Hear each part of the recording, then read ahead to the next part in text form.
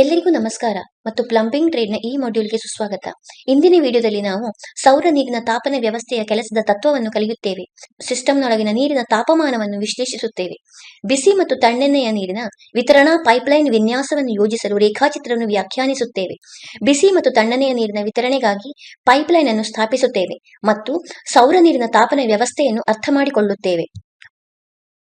ಈ ಪಾಠದ ಅಂತ್ಯದ ವೇಳೆಗೆ ನಿಮಗೆ ಸಾಧ್ಯವಾಗುವುದೇನೆಂದರೆ ಸೌರ ವಾಟರ್ ಹೀಟರ್ನ ಭಾಗಗಳನ್ನು ಗುರುತಿಸುವುದು, ಬಿಸಿ ಮತ್ತು ತಣ್ಣನೆಯ ಪೈಪ್ಲೈನ್ಗಳನ್ನು ಪತ್ತೆ ಮಾಡುವುದು, ಥರ್ಮೋಮೀಟರ್ ತಯಾರಿಸುವುದು, ಬಿಸಿ ನೀರು ಮತ್ತು ತಣ್ಣೀರಿನ ತಾಪಮಾನವನ್ನು ಪರೀಕ್ಷಿಸುವುದು, ವಸ್ತುಗಳ ಪಟ್ಟಿಯನ್ನು ತಯಾರಿಸುವುದು, ಬಾತ್ ಟಬ್ ಮತ್ತು ವಾಶ್ ಬೇಸಿನ್ಗೆ ಬಿಸಿ ನೀರಿನ ಸಂಪರ್ಕವನ್ನು ಒದಗಿಸುವುದು, ವಾಟರ್ ಹೀಟರ್ ಅನ್ನು ಸರಿಪಡಿಸಿ ಮತ್ತು ಕೆಲಸದ ಸ್ಥಳವನ್ನು ಅಳತೆ ಮಾಡಿ ಮತ್ತು ಗುರುತಿಸುವುದು, ಗೋಡೆಯ ಮೇಲೆ ವಾಟರ್ ಹೀಟರ್ ಅನ್ನು ಸರಿಪಡಿಸುವುದು, ಒಳಹರಿವು ಮತ್ತು ಔಟ್ಲೆಟ್ ಪೈಪ್ಗಳು ಮತ್ತು ಫಿಟ್ಟಿಂಗ್ಗಳನ್ನು ಸಂಪರ್ಕಿಸುವುದು, ಸಂಗ್ರಾಹಕವನ್ನು ಆರೋಹಿಸುವುದು, ಸೌರ ಶೇಖರಣೆ ಮತ್ತು ಶಾಖ ವಿನಿಮಯಕಾರಕವನ್ನು ಸ್ಥಾಪಿಸುವುದು, ಒತ್ತಡದ ಪಂಪ್ ಮತ್ತು ಪೈಪ್ಲೈನ್ ಅನ್ನು ಹಾಕುವುದು, ನಿಯಂತ್ರಣ ಡ್ರೈವ್ನೊಂದಿಗೆ ನೀರಿನ ಮಾರ್ಗಗಳನ್ನು ಸ್ಥಾಪಿಸುವುದು. ಅಗತ್ಯವಿರುವ ಉಪಕರಣಗಳು ಮತ್ತು ವಸ್ತುಗಳು: plumber tool kit, tester,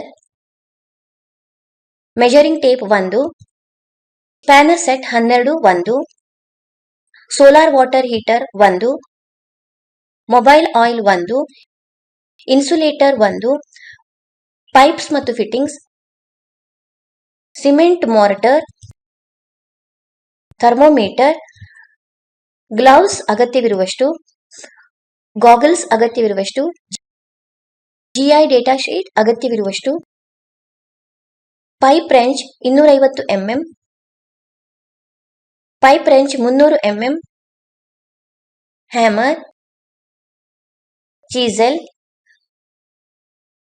water pump plier, screw driver, hammer drilling machine, PVC connection ಅರ್ಧ inch heavy duty, GI fittings, GI pipe,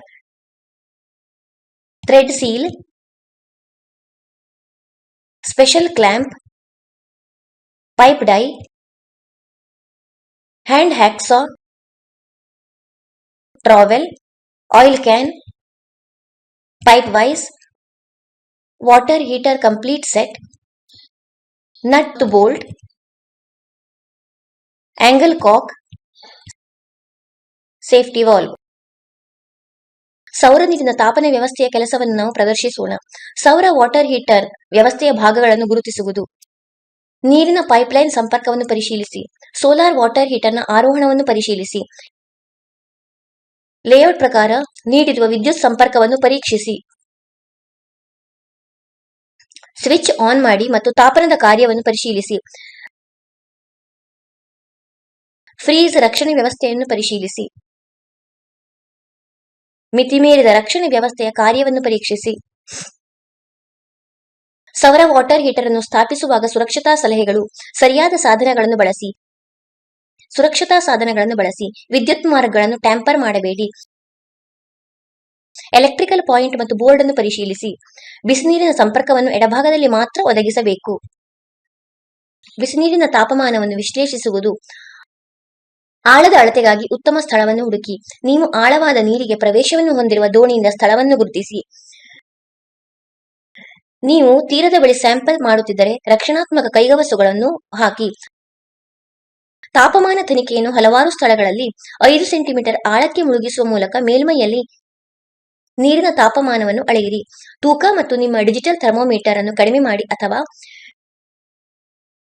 TERC ನೀರಿನ ಪಂಪ್ ಬಳಸಿ. ಮೇಲ್ಮೈ ಪರೀಕ್ಷೆಯನ್ನು ಮಾಡದಿದ್ದರೆ 10 ಸೆಂಟಿಮೀಟರ್, 50 ಸೆಂಟಿಮೀಟರ್, 100 ಸೆಂಟಿಮೀಟರ್, 150 ಸೆಂಟಿಮೀಟರ್ ಮತ್ತು ಐಚ್ಛಿಕ 200 ಸೆಂಟಿಮೀಟರ್ ಮತ್ತು ಮುಂತಾದವುಗಳಲ್ಲಿ ನೀರಿನ ಮಾದರಿಗಳನ್ನು ತೆಗೆದುಕೊಳ್ಳಿ.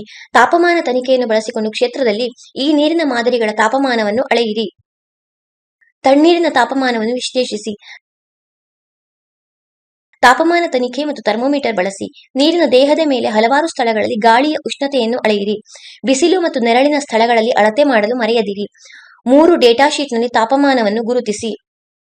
ಬಿಸಿ ಮತ್ತು ತಣ್ಣೀರಿನ ತಾಪಮಾನವನ್ನು ವಿಶ್ಲೇಷಿಸುವುದು: ಯಾವಾಗಲೂ ಎಡಭಾಗದಲ್ಲಿ ಬಿಸಿನೀರನ್ನು ಸರಿಪಡಿಸಿ. ತಣ್ಣೀರಿನ ಪೈಪ್ ಅನ್ನು ಬಲಭಾಗದಲ್ಲಿ ಇರಿಸಲಾಗಿದೆ ಎಂದು ಖಚಿತಪಡಿಸಿಕೊಳ್ಳಿ. ಚಳಿಗಾಲದಲ್ಲಿ 55 ಡಿಗ್ರಿ ಫ್ಯಾರನ್ ಹೀಟ್ ವರೆಗಿನ ಶೀತ ತಾಪಮಾನವನ್ನು ತಡೆದುಕೊಳ್ಳಲು ನೀರಿನ ಪೈಪ್ಲೈನ್ ನೆಲದ ಕೆಳಗೆ ಇರಬೇಕು.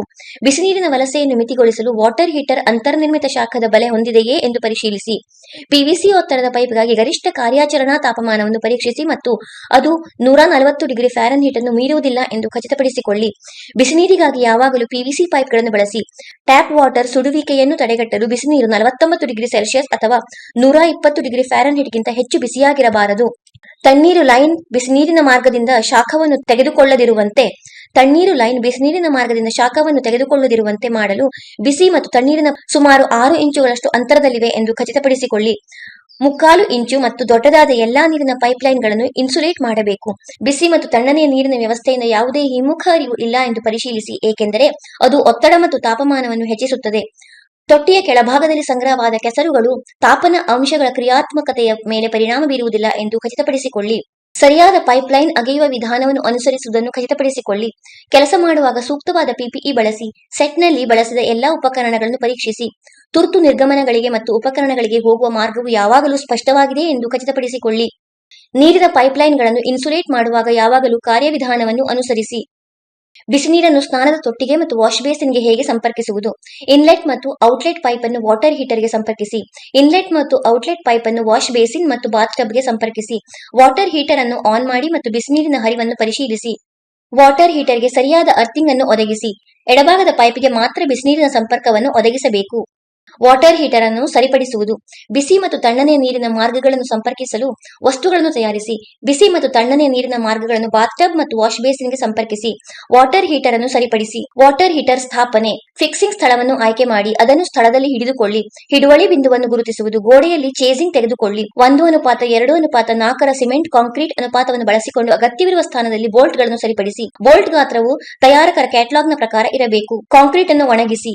ಬೋಲ್ಟ್ಗಳನ್ನು ಬಳಸಿಕೊಂಡು ಸ್ಥಾನದಲ್ಲಿ ಹೀಟರ್ ಅನ್ನು ಕೂಡಿಸಿ. ನಟ್ ಹಾಕಿ ಬಿಗಿಗೊಳಿಸಿ. ಕವಾಟವನ್ನು ಸರಿಪಡಿಸಿದ ನಂತರ ಮತ್ತು ಹೊಂದಿಕೊಳ್ಳುವ ಪೈಪ್ ಬಳಸಿ ಲಂಬವಾಗಿ ಸಂಪರ್ಕಗೊಂಡ ಪ್ರವೇಶ ದ್ವಾರವನ್ನು ಪರಿಶೀಲಿಸಿ. ಹೊಂದಿಕೊಳ್ಳುವ ಪೈಪ್ ಬಳಸಿ ಒತ್ತಡ ಪರಿಹಾರ ಕವಾಟವನ್ನು ಸರಿಪಡಿಸಿದ ನಂತರ ಔಟ್ಲೆಟ್ ಅನ್ನು ಸಂಪರ್ಕಿಸಿ. ಹೀಟರ್ ಅನ್ನು ವಿದ್ಯುತ್ ಸರಬರಾಜಿಗೆ ಪ್ಲಗ್ ಮಾಡಿ. ಸೋರಿಕೆಗಾಗಿ ಪರೀಕ್ಷಿಸಿ. ಸೌರ ನೀರಿನ ತಾಪನ ವ್ಯವಸ್ಥೆಯ ಸ್ಥಾಪನೆ. ಮುಚ್ಚಿದ ಲೂಪ್ ಸೌರ ನೀರಿನ ತಾಪನ ವ್ಯವಸ್ಥೆಯ ಸ್ಥಾಪನೆ. ಮುಚ್ಚಿದ ಲೂಪ್ ಸೌರ ನೀರಿನ ತಾಪನ ವ್ಯವಸ್ಥೆಯನ್ನು ಸ್ಥಾಪಿಸಲು ಮೂಲ ಹಂತಗಳು: ಛಾವಣಿಯ ಮೇಲೆ ಸೌರ ಸಂಗ್ರಾಹಕಗಳನ್ನು ಆರೋಹಿಸಿ. ಸೌರ ಶೇಖರಣಾ ಟ್ಯಾಂಕ್ ಮತ್ತು ಶಾಖ ವಿನಿಮಯಕಾರಕವನ್ನು ಸ್ಥಾಪಿಸಿ. ಗ್ಲೈಕಾಲ್ ಲೂಪ್ಗಾಗಿ ಪೈಪಿಂಗ್ ಮತ್ತು ಒತ್ತಡ ಪಂಪ್ ಅನ್ನು ಸ್ಥಾಪಿಸಿ. ನೀರಿನ ಕೊಳವೆಗಳನ್ನು ಸ್ಥಾಪಿಸಿ. ನಿಯಂತ್ರಣಗಳನ್ನು ಸ್ಥಾಪಿಸಿ. ಸಿಸ್ಟಮ್ ಅನ್ನು ಭರ್ತಿ ಮಾಡಿ. ನೀರಿನ ರೇಖೆಗಳು ಮತ್ತು ಗ್ಲೈಕಾಲ್ ರೇಖೆಗಳನ್ನು ನಿರೋಧಿಸಿ. ಪುನರಾವರ್ತನೆ. ಈ ಪಾಠದಲ್ಲಿ ನಾವು ಚರ್ಚಿಸಿದ್ದೇನೆಂದರೆ, ಸೌರ ವಾಟರ್ ಹೀಟರ್ನ ಭಾಗಗಳನ್ನು ಗುರುತಿಸುವುದು, ಬಿಸಿ ಮತ್ತು ತಣ್ಣನೆಯ ಪೈಪ್ಲೈನ್ಗಳನ್ನು ಪತ್ತೆ ಮಾಡುವುದು, ಥರ್ಮೋಮೀಟರ್ ತಯಾರಿಸುವುದು, ಬಿಸಿನೀರು ಮತ್ತು ತಣ್ಣೀರಿನ ತಾಪಮಾನವನ್ನು ಪರೀಕ್ಷಿಸುವುದು, ವಸ್ತುಗಳ ಪಟ್ಟಿಯನ್ನು ತಯಾರಿಸುವುದು, ಬಾತ್ ಟಬ್ ಮತ್ತು ವಾಶ್ ಬೇಸಿನ್ಗೆ ಬಿಸಿನೀರಿನ ಸಂಪರ್ಕವನ್ನು ಒದಗಿಸುವುದು, ವಾಟರ್ ಹೀಟರ್ ಅನ್ನು ಹೊಂದಿಸುವುದು ಮತ್ತು ಕೆಲಸದ ಸ್ಥಳವನ್ನು ಅಳತೆ ಮಾಡಿ ಮತ್ತು ಗುರುತಿಸುವುದು, ಗೋಡೆಯ ಮೇಲೆ ವಾಟರ್ ಹೀಟರ್ ಅನ್ನು ಕೂಡಿಸುವುದು, ಒಳಹರಿವು ಮತ್ತು ಔಟ್ಲೆಟ್ ಪೈಪ್ಗಳು ಮತ್ತು ಫಿಟ್ಟಿಂಗ್ಗಳನ್ನು ಸಂಪರ್ಕಿಸುವುದು, ಸಂಗ್ರಾಹಕವನ್ನು ಆರೋಹಿಸುವುದು, ಸೌರ ಶೇಖರಣೆ ಮತ್ತು ಶಾಖ ವಿನಿಮಯಕಾರಕವನ್ನು ಸ್ಥಾಪಿಸುವುದು, ಒತ್ತಡದ ಪಂಪ್ ಮತ್ತು ಪೈಪ್ಲೈನ್ ಅನ್ನು ಹಾಕುವುದು, ನಿಯಂತ್ರಣ ಡ್ರೈವ್ನೊಂದಿಗೆ ನೀರಿನ ಮಾರ್ಗಗಳನ್ನು ಸ್ಥಾಪಿಸುವುದು. ಇದರ ಬಗ್ಗೆ ನಿಮಗೆ ಸ್ಪಷ್ಟ ತಿಳುವಳಿಕೆ ಇದೆ ಎಂದು ನಾವು ಭಾವಿಸುತ್ತೇವೆ. ಎಲ್ಲರಿಗೂ ಧನ್ಯವಾದಗಳು ಮತ್ತು ಮುಂದಿನ ವಿಡಿಯೋದಲ್ಲಿ ನಿಮ್ಮನ್ನು ಭೇಟಿ ಮಾಡುತ್ತೇವೆ.